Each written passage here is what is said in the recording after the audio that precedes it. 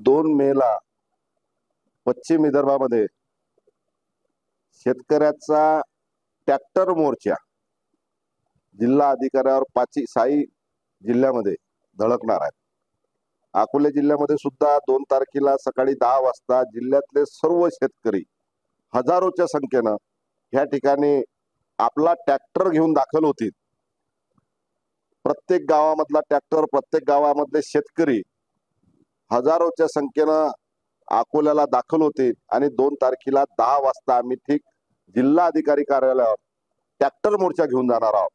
कारण की ह्या सरकारनं निवडणुकीमध्ये घोषणा केली होती, जाहीरनामा सुद्धा केला होता की आम्ही शेतकऱ्याला कर्ज मुक्त करू, शेतकऱ्याचा 7/12 कोरा करू।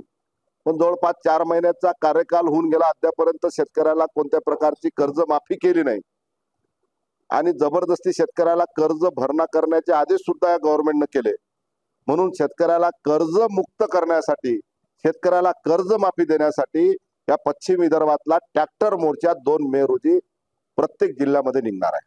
किती ट्रॅक्टर जाणार आणि शेतकरी जवळपास अकोला जिल्ह्यामध्ये कमीत कमी किमान 500 ट्रॅक्टर मध्ये 10,000 शेतकरी 500 ट्रॅक्टर मध्ये भरून या ठिकाणी येतील।